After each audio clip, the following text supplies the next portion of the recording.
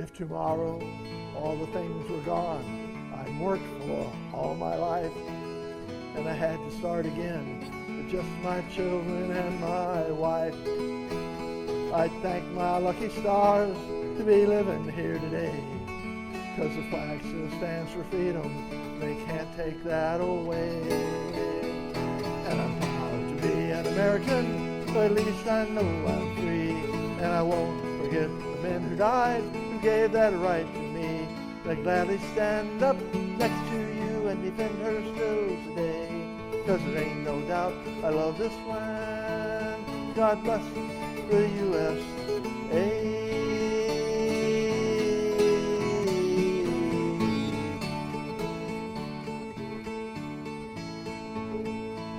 From the lakes of Minnesota to the hills of Tennessee, across the plains of Texas, from sea to shining sea, from Detroit down to Houston, New York to LA, there's pride in every American heart, can't take that away. And I'm proud to be an American, at least I know I'm free, and I won't forget the men who died and gave that right to me. Gladly stand up next to you and defend her today, 'cause there ain't no doubt I love this land. God bless the USA.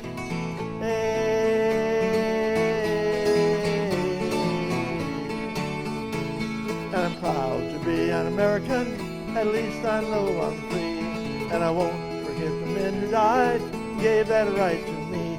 Gladly stand up next to you and defend her today. There ain't no doubt I love this land. God bless the USA.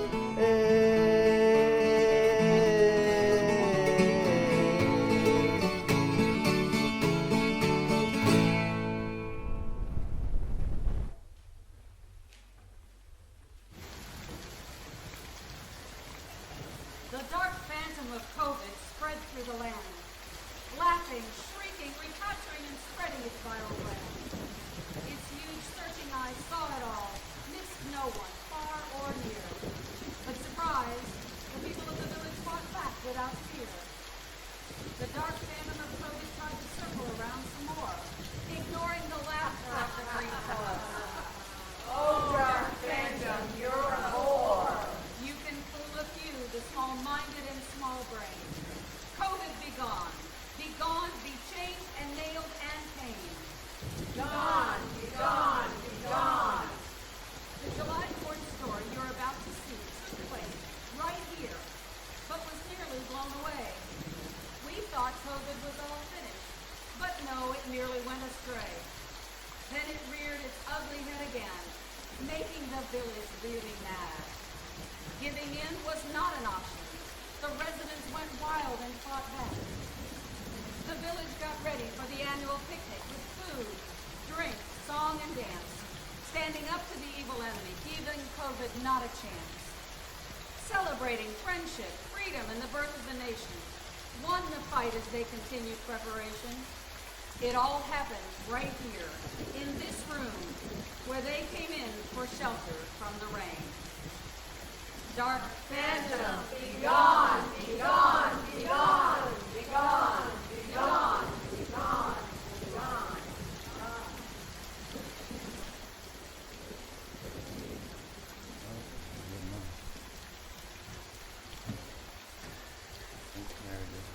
You are looking at the casual meeting room that leads to the outdoor picnic area at John Knox Village.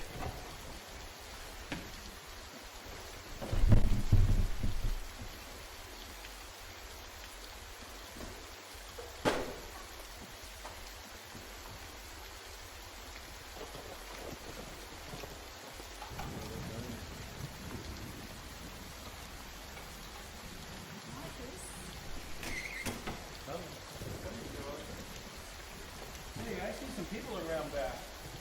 Looks like they might be hiding. Oh, that's your imagination. I don't know, Joy. They told us if you see something, say something. Where is your head? Really? I'm just wondering if I should go look for them, maybe catch them. Well, go catch. You don't mean that, do you? I know. I should be paying more attention to the show that we're going to put on at the picnic. I can help you with that. But first, I need to organize all this. Help me. Maybe later. I hate that it's raining on July 4th. I wanted a grand birthday party. There's still time, Joy. The rain will stop. Oh, you had your usual conversation with God? It will be just fine, Joy. And now, ladies and gentlemen, the famous Starlight High Kickers. Well, almost. Fair enough. My makeup is falling off. Oh, I'll get you some new makeup. I hate the rain. Hey, girls, it's Clara, huh? What about the party, the dance, and the barbecue? Oh, no whining, ladies.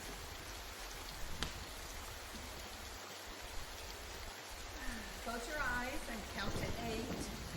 1, 2, 3, 4, 5, 6, 7, 8.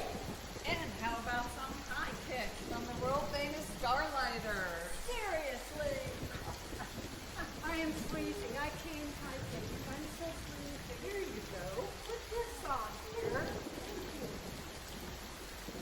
Oh, are you new? Can you line dance? Yes. Wait, no, I can't, but he can. Line dance, yes. High kicking, not on your life. Oh, a comedian. Well, that's okay. We can use a boy dancer. Okay. Problem solved. We have a routine. Show him the routine, ladies.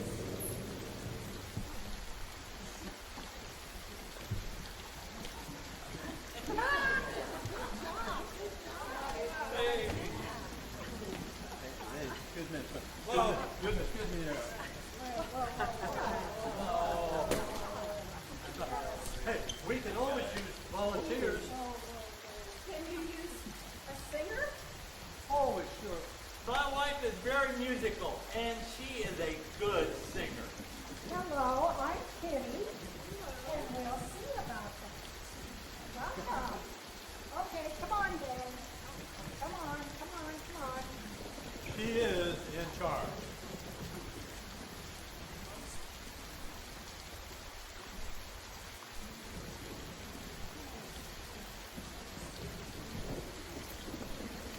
I'm the director, everyone.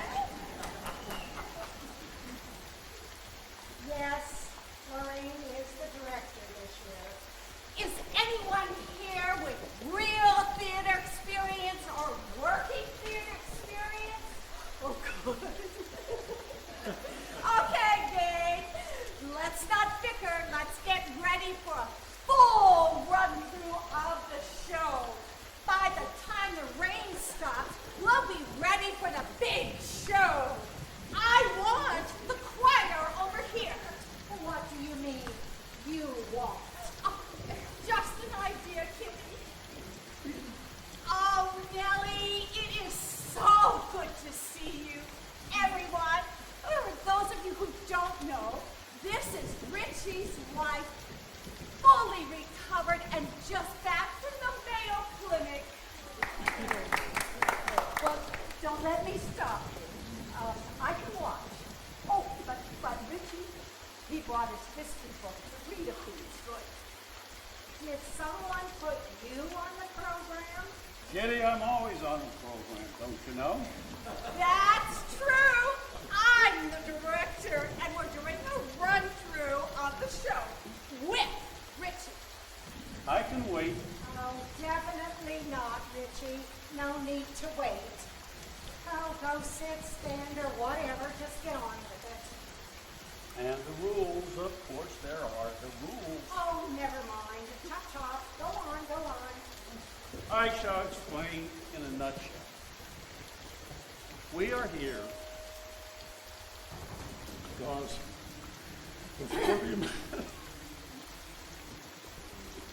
before the American Revolution,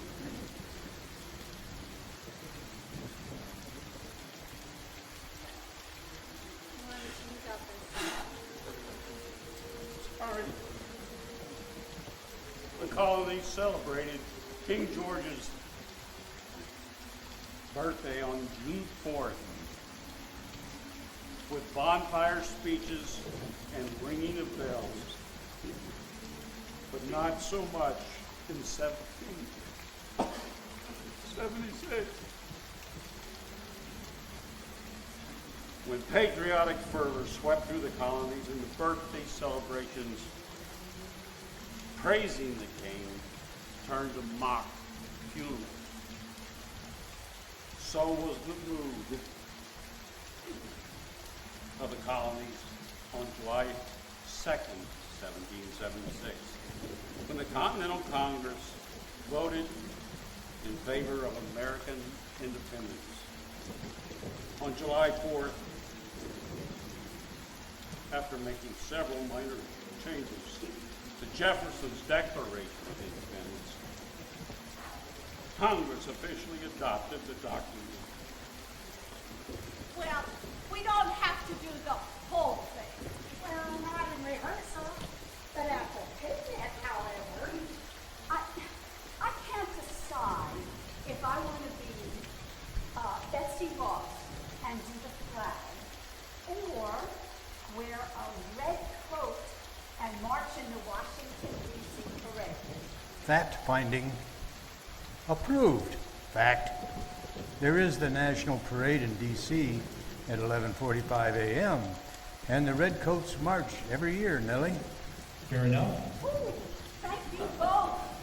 It's only one, me, Nellie. Oh, so sorry, Johnny. Honey, you could be anything you Yes, dear, but which? Why don't we ask the director? Oh, well, we already have a Betsy Ross, and she'll be here soon, I'm sure. Well, I'll go get my red coat. Come on, Ricky. I'll drive you, Nellie. Let's go. Well, I just came for the party. To eat and drink, it's a party. Celebrate good times. Come on! I have a joke. Would you like to hear it? Oh, finally, a joke! When I visited my neighbor the other day, I noticed that she had knitted a pair of socks and was now working on a third sock. When I asked her why, she said she'd received a letter from her grandson, and he wrote that he had grown another foot since he joined the army. I have a did you know? Well, what's a did you know? Which president was born on the 4th of July? Oh, let's do that some other time, Vicki. Coolidge, Lorraine, it was Coolidge. Some other time, okay? It's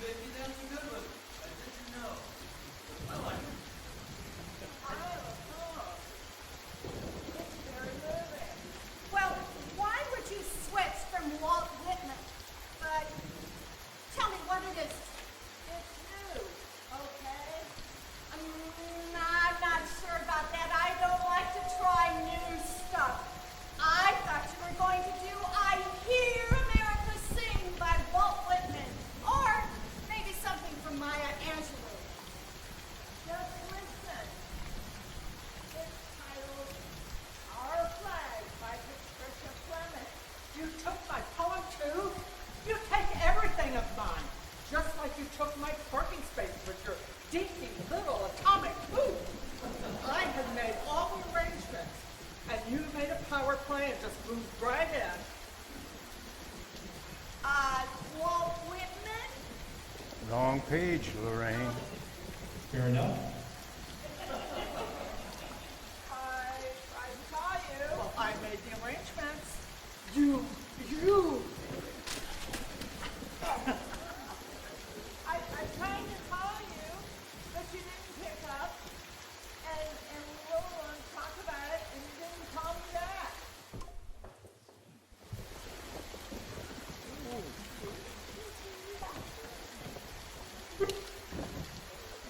Come on, Nellie. You'll get too tired before the party even begins. Let's have a seat. Oh my goodness. What about a poem? We need a second one. Now we're in my wheelhouse. Perhaps you want Paul Revere's Ride, Lorraine? Well, that could work. But wait, there are other versions of what happened that night. In 1896, Helen F. Moore wrote, "'Tis all very well for the children to hear of the midnight ride of Paul Revere. But why should my name be quite forgot, who rode so boldly and well, God wot? Why should I ask? The reason is clear. My name was Dawes, and his Revere." I missed all this. Not you. Why should I ask? The reason is clear. My name was Dawes, and his Revere. It rhymes. There was also Samuel Prescott, the local man with the best horse who knew the area, and Dawes, and Israel Bissell, the mailman. And for only 12 and a half miles, there was Paul Revere. Whoa. Oh, laughable. History. What can we believe, really? Anything? And the girl, Sybil Luddington. 16-year-old daughter of the general who rode 40 miles. That's right. Not the same night. That's when Danbury, Connecticut was in trouble a few days later. What a story. Yes, and there's more. Look, an ode to Bissell by Clay Perry. Listen, my children, to my epistle of the long, long ride of Israel Bissell, who outrode Paul by miles and time, but didn't rate a poet's rhyme. Well, let's get back to what there actually is. Longfellow. Yeah. Longfellow wrote Paul Revere's Ride in 1860, in the midst of a national crisis that would break out into civil war a year later. I know that poem. I know that poem. Listen, my children, and you shall hear of the midnight ride of Paul Revere on the 18th of April in 75. Hardly a man is now alive who remembers that famous day and year. No, it's too spirited. Won't fly. Will it, Kitty? Ooh, I'm so glad you came, Betsy Brooks. I would miss this for the world. Oh, and look, you brought your original, you glad?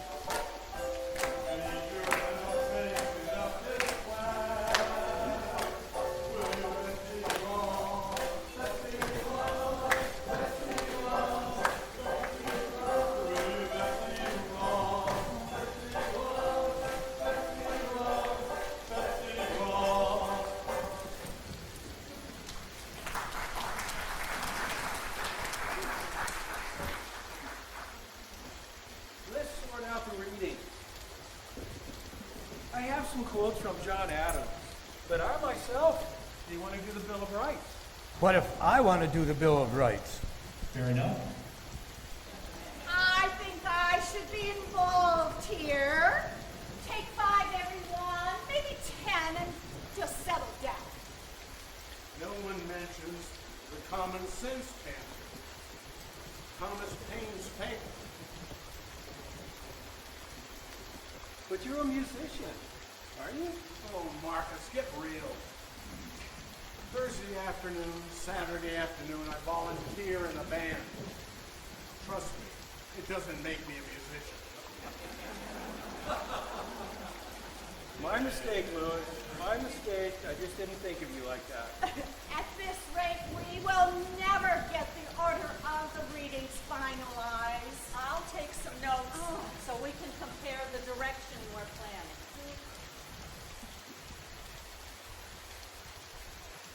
I brought some readings also. I want to do Jefferson. You can't. Why not? He was a lot taller. You were there. Okay. Just a little humor, but we're here to celebrate. Marcus, I know you always wanted to do that. Yes, very much so. I'm an ordinary man, but I have extraordinary respect for history. John and Abigail Adams, the letters, the volumes of their letters, so many of them are impossible to put down. Adams, often called Abigail, is Diana, naming her after the Roman goddess of the moon. In one letter, he wrote, "Love sweetens life, and life sometimes destroys love. Hope springs eternal in the human heart. I hope to be happier next fall than I am at present, and this hope makes me happier now than I should be without it." That's beautiful. Here's one where Adams speaks as a teacher. Facts are stubborn. Do not put such unlimited power into the hands of the husbands. Remember, all men would be tyrants if they could. If particular care and attention is not paid to the ladies, we are determined to foment a rebellion and will not hold ourselves bound by any laws in which we have no voice or reputation. That your gender is naturally tyrannical is a truth so thoroughly established to admit of no dispute. But those of you who wish to be happy willingly give up the harsh title of master for the more tender and endearing one of friend. Why then not put it out of the victorious and the lawless to use us with cruelty and indignity with impunity? Men of sense of all ages abhor those customs which treat us only as the vassals of your genders. Regard us then as being placed by Providence under your protection, and in imitation of the Supreme Being, make use of that power only for our happiness. This is epic. I'm speechless. Suddenly, as Jefferson, I see no competition between their letters and the Declaration of Independence. The feelings, the balance between the emotions and the great thoughts are We perfect. must mention Thomas Paine and his common sense pamphlet. His words are the reasons for our freedom. He supported our independence and our revolution. His words could be the introduction. Well, let me see that. Oh, centuries before the existence of the internet, common sense managed to go viral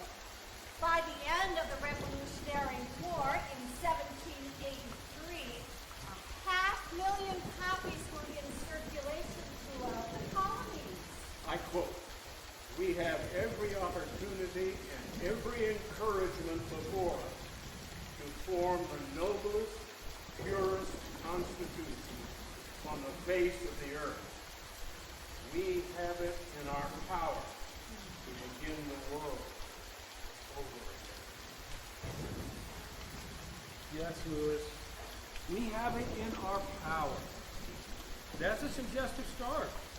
The pamphlet proved so influential that John Adams reportedly declared, without the pen of the author of Common Sense, the sword of Washington would have been raised in vain.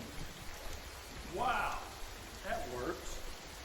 So we can proceed to Jefferson, the pen of independence, the quill. Writing the document, Thomas Jefferson drafted the Declaration of Independence on his lap desk using a quill pen. Writing the title, an assistant to the Secretary of the Second Continental Congress, Francis Matlack, wrote the title, The Unanimous Declaration of the 13 United States of America, in a distinctive style, using a quill pen. And these details are fascinating insights. Let's select the sections that we would like to do, and then we can decide in which order to put them in. I'll go. Going from the letters to common sense and then the quill makes it just about right. Should we sit around a round table? The audience has to see each reader.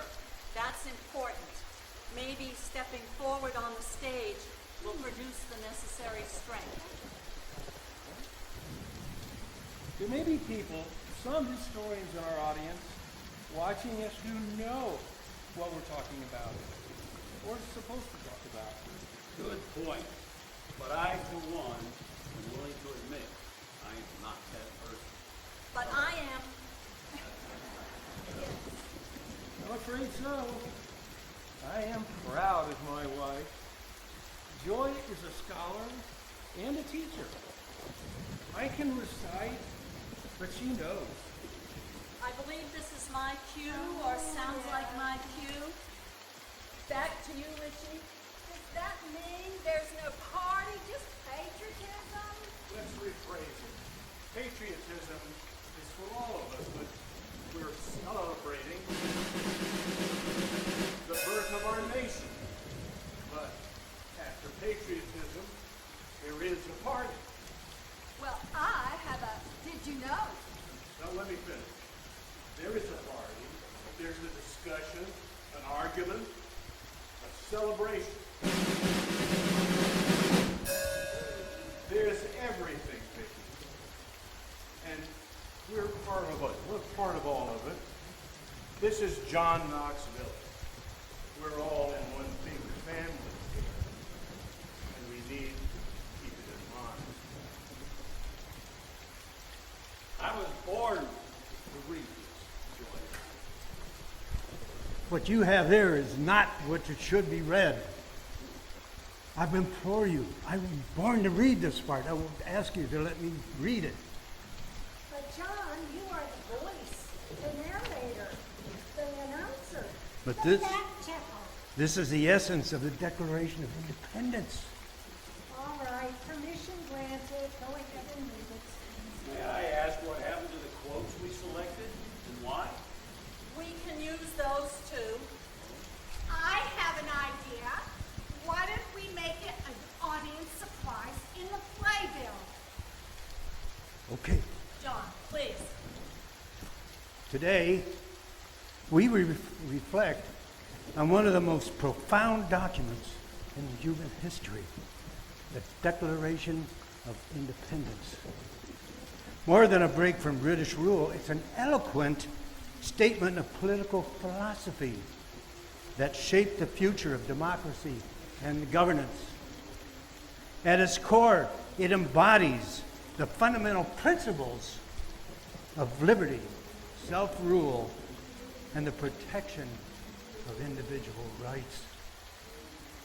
It rejected the idea of rulers deriving power from divine rights or hereditary privilege. Instead, it establishes that legitimate authority comes from the people themselves.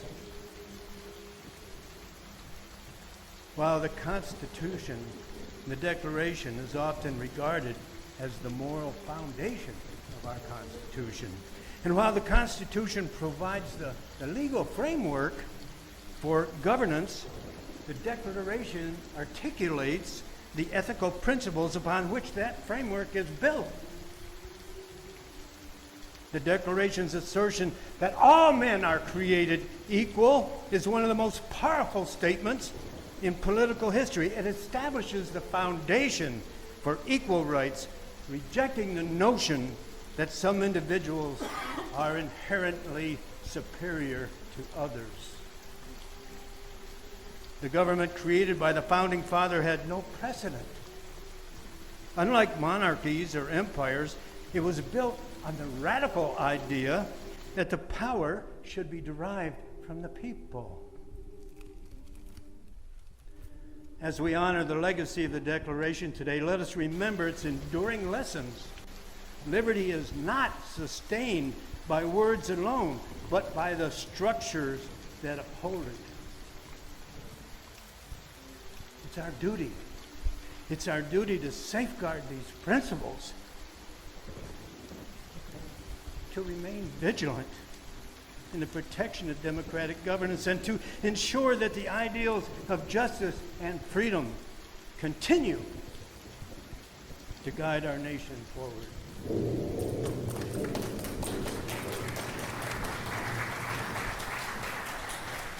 I've been preparing the reading from the Declaration that I wanted to share with our community, but I am compelled to admit, John.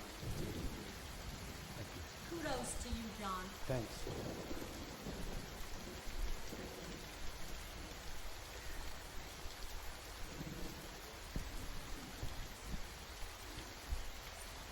Well, let's see what we've got here. Readers, line up. I guess you were right, Marcus. I am too short to do Jefferson.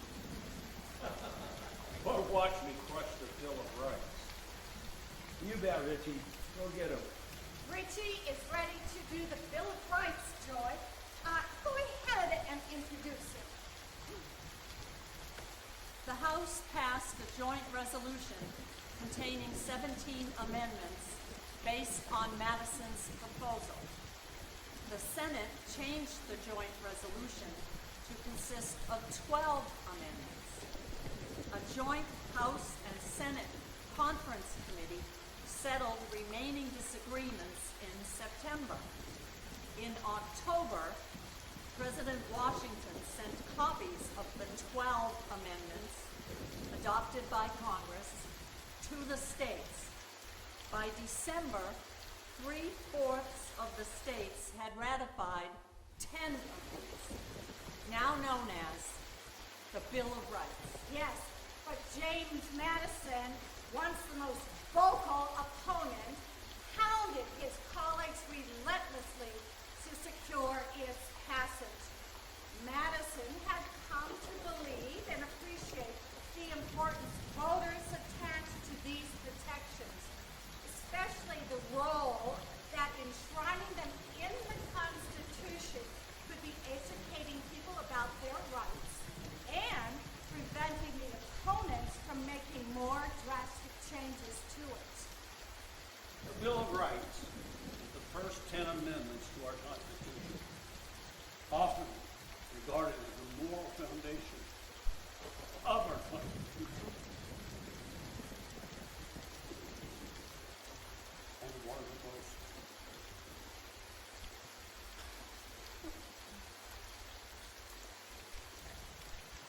of the most profound documents in human history. It spells out Americans' rights in relation to their government. It guarantees civil rights and liberties to the individual, like freedom of speech, press, and religion. It sets the rules for due process and law.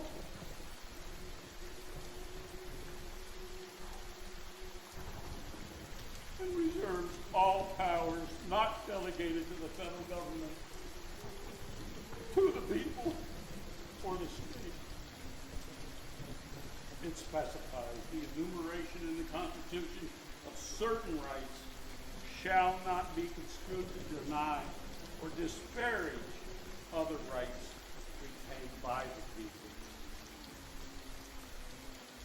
The First Amendment provides several rights of protection to freely express ideas through speech in the press, to assemble and gather as a group, to protest or for other reasons, to ask the government to fix problems.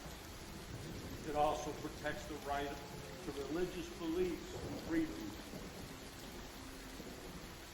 It prevents the government from creating or favoring a religion.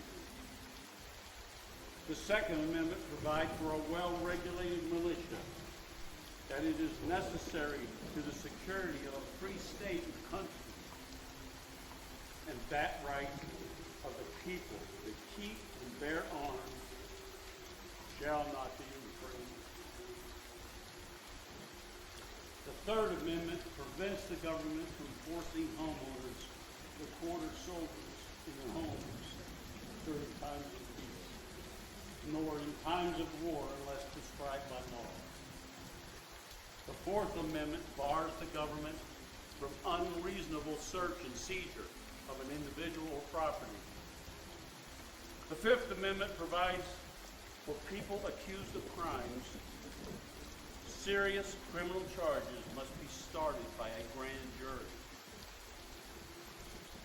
Persons cannot be tried twice for the same offense, or have property taken away without just compensation.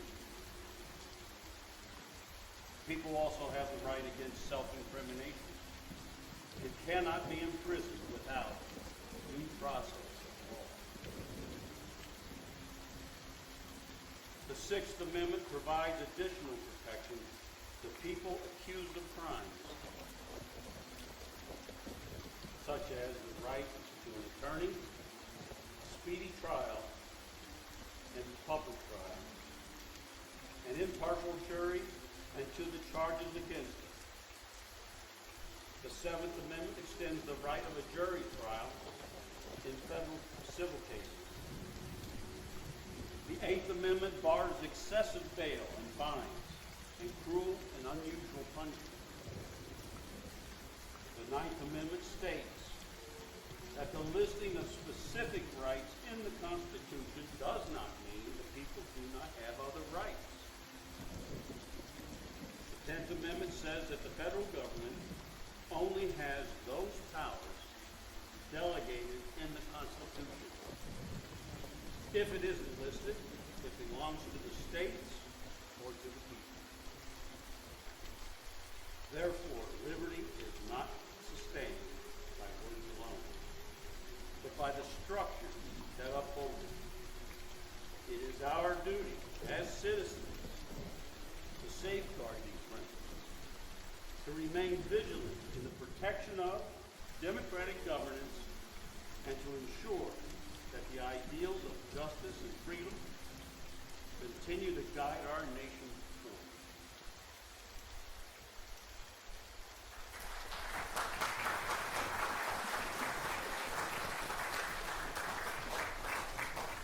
We can relax. We have our order of historical documents for the show.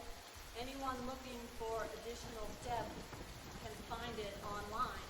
You know, the upside of online is that everyone, anywhere, anytime, can go ahead and read them, all these powerful historical papers. I hear America sing. We're not doing Whitman today, Vicki. How about a did you know? I have a did you know. They wore redcoats so they could be told apart from the American soldiers who wore French-style blue and white coats. Some other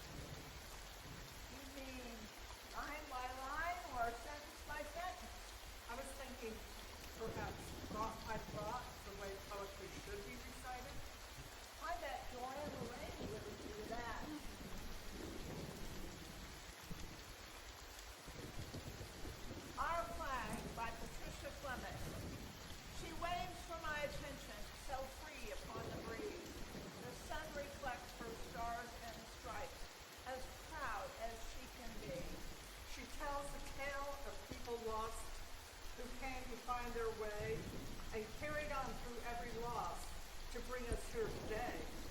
She reminds me of the brave who fought to keep our country strong and shouts to me of victories to right and frees you from. She whispers to our children of all this country has to give and begs that they stand up for her and give thanks for how they live. She cries to me of apathy, of prejudice and hate, of disrespect for what she stands, and a constitution we forsake. She demands that I acknowledge her and what she means to me, and dares me to imagine life if she should cease to be. And skill and glory she unfurls, and gives me hope again for a people reunited and a country on the mend. So each time I see her wave at me, I'll stop and gaze above and take a moment to respect this country that I love.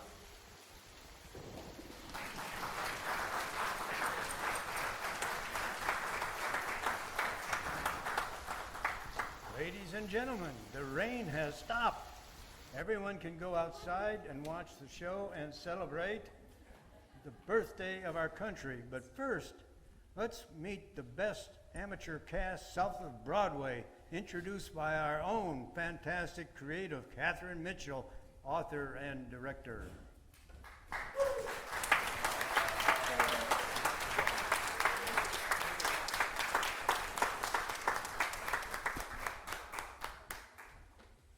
The voice, John Ed Bartle.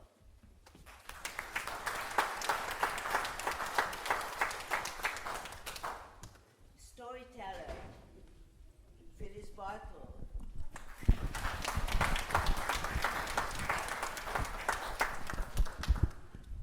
Oh, we don't have a security guard. Max and Marcy, Tom and Jackie Harmon.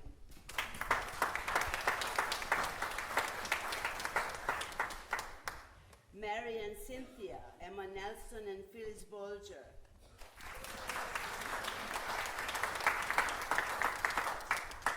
Mickey and Talik and her dancers, Barbara Bain, Barbara Thomas, Judy Marsh, Ursula Kyle. Nellie and Lewis, Ellie Wells and Miss Smith.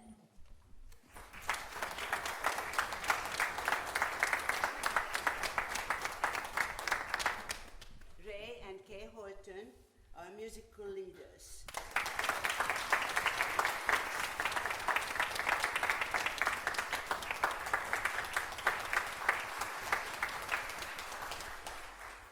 Marcus and Richie, Joe Elam and Doug Church.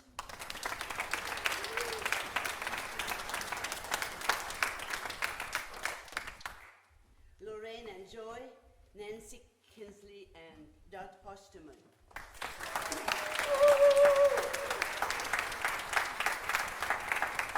Are you through? Are you quite through? I am through, yes. We have something for you. Where's John? Oh, this is were you going to say something? Oh, Joan, This is for you. thank you very Don't much. lose this thing.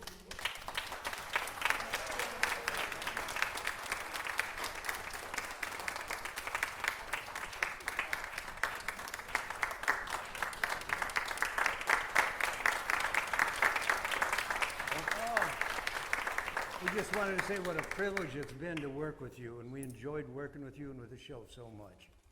You were a blessing for us.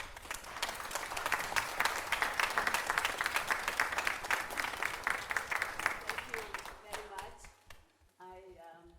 I'm very proud of the fact that somehow together we all managed to do something none of us have ever done before. So this was our first try, and thank you for coming, and please rise for the national anthem.